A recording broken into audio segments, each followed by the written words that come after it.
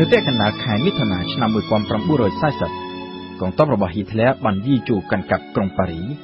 ធ្វើឲ្យរដ្ឋាភិបាលបារាំងដែលដឹកនាំដោយសេនាប្រមុខហ្វីលីបទីតាំងសុកចិត្តចរចាសុំចុះចាញ់ហើយដាក់ខ្លួនធ្វើជារដ្ឋរណបរបស់អាល្លឺម៉ង់បន្ទាប់ពីយកជ័យជំនះលើបារាំងបានហើយហ៊ីតលែរក៏បានងាកទៅរកអង់គ្លេសវិញម្ដងដោយចង់យកទឹកដីប៉ែកខាងជើងរបស់ប្រទេសបារាំងធ្វើជាមូលដ្ឋានក្នុងការវាយប្រហារលើអង់គ្លេសក៏ប៉ុន្តែអង់គ្លេសខុសពីបារាំងគឺខុសនៅត្រង់ថាប្រទេសអង់គ្លេសគឺជាដែនកោះដែលមានសមុទ្រជាខែលការពារដូច្នេះប្រសិនបើហ៊ីតលែរចង់ចូលឈ្លានពានអង់គ្លេសគឺចាំបាច់ត្រូវតែបញ្ជូនកងទ័ពឆ្លងកាត់ច្រកសមុទ្រ English Channel ដែលមិនមែនជារឿងងាយស្រួលនោះទេដោយសារតែចក្រភពអង់គ្លេសនៅពេលនោះគឺជាមហាអំណាចកងទ័ពជើងទឹកដ៏ធំមួយនៅលើពិភពលោកចំណែកឯទ័ពជើងទឹករបស់អាល្លឺម៉ង់វិញកំពុងតែមានសភាពទន់ខ្សោយយ៉ាងខ្លាំងក្រោយពីទទួលរងការខូចខាតយ៉ាងដំណំនៅក្នុងប្រតិបត្តិការឈ្លានពានប្រទេសណូវែលកាលពីខែមេសាឆ្នាំ1940កន្លងទៅតែការពិតហ៊ីតលែរក៏មិនសូវជាចង់ធ្វើសង្គ្រាមទល់នឹងចក្រភពអង់គ្លេសប៉ុន្មានដែរនៅពេលនោះបើសិនជាអង់គ្លេសយល់ព្រមហ៊ីតលែរសប្បាយចិត្តនឹងចុះកិច្ចព្រមព្រៀងជាមួយនឹងអង់គ្លេសដើម្បីចែកអំណាចគ្នាគឺអង់គ្លេសធ្វើជាមហាអំណាចខាងជើងទឹកចំណែកឯអាល្លឺម៉ង់ធ្វើជាមហាអំណាចខាងជើងគោកនៅអឺរ៉ុបនៅពាក់កណ្ដាលខែកក្កដាឆ្នាំ1940ហ៊ីតលែរបានប្រកាសជាសាធារណៈស្នើឲ្យមានការចរចាបញ្ចប់សង្គ្រាមជាមួយនឹងអង់គ្លេសនៅពេលនោះមានអ្នកនយោបាយព្រមទាំងសមាជិករាជវង្សមួយចំនួនរបស់អង់គ្លេសចង់ឲ្យអង់គ្លេសចរចាជាមួយនឹងហ៊ីតលែរដើម្បីបញ្ជាសង្គ្រាមក៏ប៉ុន្តែលោក Winston Churchill ដែលទើបនឹងឡើងមកកាន់តំណែងជានាយករដ្ឋមន្ត្រីអង់គ្លេសជំនួសលោក Neville Chamberlain បានជាង2ខែបានប្រកាន់ជំហរយ៉ាងតឹងរ៉ឹងថាក្នុងឋានៈជាមហាអំណាចដែលមានកិត្តិយសនិងសម្ដីថ្លៃថ្នូរអង់គ្លេសមិនអាចយកតែរួចខ្លួនឯងហើយសុខចិត្តទុកបណ្ដោតឲ្យហ៊ីតលែរកាន់កាប់ប្រទេសនៅអឺរ៉ុបដែនគោកដែលជាសម្ព័ន្ធមិត្តរបស់អង់គ្លេសហើយដែលអង់គ្លេសធ្លាប់បានចុះកិច្ចព្រមព្រៀងសន្យាថានឹងជួយការពារនោះទេ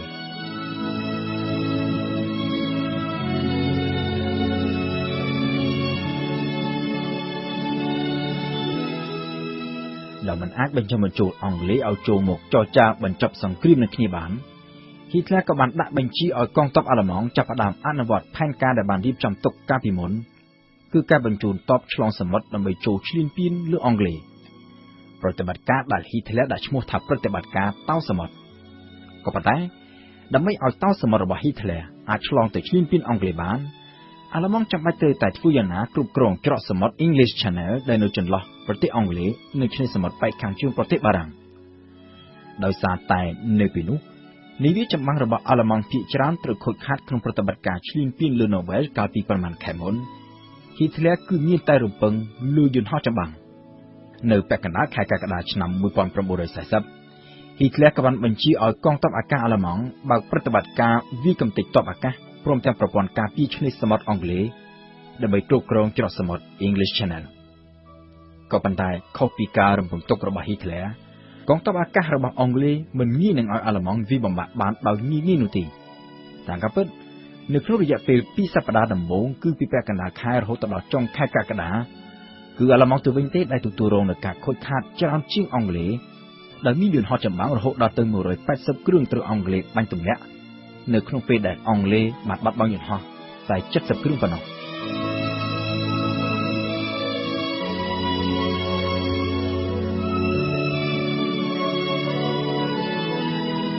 នៅខែកញ្ញាឆ្នាំ1940ដោយមើលឃើញថាដែនអាកាសក៏មិនអាចគ្រប់គ្រងបានហើយដែនទឹកក៏កាន់តែពិបាកនឹងយកព្រៀបលើអង់គ្លេសហ៊ីតលែរក៏បានសម្រេចលុបចោលគម្រោងបញ្ជូនទ័ពឲ្យឆ្លងសមុទ្រចូលទៅឈ្លានពានអង់គ្លេសប្រតិបត្តិការតោសមុទ្រត្រូវបានហ៊ីតលែរសម្រេចលុបចោល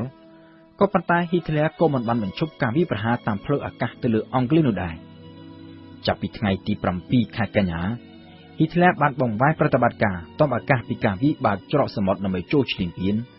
ទៅជាប្រតិបត្តិការទម្លាក់គ្រាប់បែកកំទេចទីក្រុងធំៗរបស់អង់គ្លេសវិញនៅក្នុងគោលដៅធ្វើយ៉ាងណាបង្កការខូចខាតឲ្យបានជាអតិបរមាដើម្បីបង្ខំឲ្យអង់គ្លេស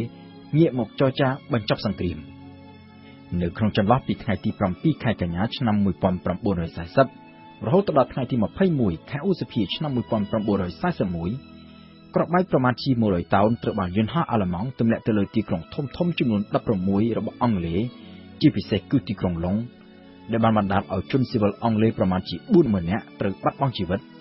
អគាររោងចក្រព្រមទាំងផ្ទះសម្បែងរាប់លានខ្នងត្រូវទទួលរងនឹងការបំផ្លិចបំផ្លាញក៏ប៉ុន្តែជាថ្មីម្ដងទៀតប្រតិបត្តិការទម្លាក់ក្របបែកនេះក៏មិនបានសម្រេចទៅតាមគោលដៅដែលហ៊ីតលែរចង់បាននោះដែរពីព្រោះថាវាមិនបានធ្វើឲ្យសេដ្ឋកិច្ចអង់គ្លេសត្រូវទទួលរងនឹងការខូចខាតធ្ងន់ធ្ងរឬក៏ធ្វើឲ្យអង់គ្លេសបាក់ទឹកចិត្តហើយងាកមកចរចាបញ្ចប់សង្គ្រាមជាមួយនឹងអាល្លឺម៉ង់នោះទេផ្ទុយទៅវិញការទម្លាក់ក្របបែកលើទីក្រុងឡុងដែលបានកំទេចផ្ទះសម្បែងព្រមទាំងសម្លាប់ប្រជាជនស៊ីវិលរាប់ម៉ឺននាក់បានធ្វើឲ្យប្រជាជនអង់គ្លេសកាន់តែមានកំហឹងចំពោះហ៊ីតលែរហើយនាំគ្នាគាំទ្ររដ្ឋាភិបាលនិងកងទ័ពអង់គ្លេសកាន់តែខ្លាំងឡើងនៅក្នុងការប្រយុទ្ធតទល់ជាមួយនឹងកងទ័ពអាល្លឺម៉ង់បើនិយាយពីខាងផ្នែកសេដ្ឋកិច្ចវិញប្រតិបត្តិការទម្លាក់ក្របបែកដោយឥតលួសថ្ងៃនៅក្នុងរយៈពេល8ខែនេះក៏មិនបានធ្វើឲ្យសកម្មភាពផលិតកម្មរបស់អង់គ្លេសត្រូវធ្លាក់ចុះនោះដែរវិស័យឧស្សាហកម្មយោធារបស់អង់គ្លេសមិនត្រឹមតែមិនធ្លាក់ចុះនោះទេក៏ប៉ុន្តែថែមទាំងកើនឡើងទៅវិញលើពីនេះទៅទៀតនៅដើមឆ្នាំ1941អង់គ្លេសចាប់ផ្ដើមទទួលបាននូវជំនួយផ្នែកយោធាពីប្រទេសដ៏សំខាន់មួយគឺសហរដ្ឋអាមេរិក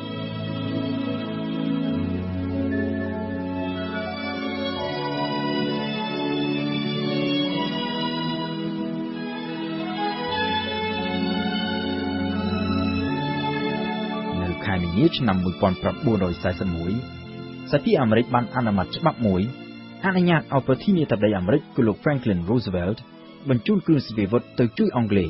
ហើយខុសពីការសម័យសង្គ្រាមលោកលើកទី1គ្រឿងសព្វាវុធអស់ទាំងនេះត្រូវបានផ្ដល់ទៅឲ្យអង់គ្លេសក្នុងទ្រង់ទ្រីជាជំនួយឥតសំណងជំនួយយោធារបស់អាមេរិកបានធ្វើឲ្យអង់គ្លេសមានកម្លាំងកាន់តែខ្លាំង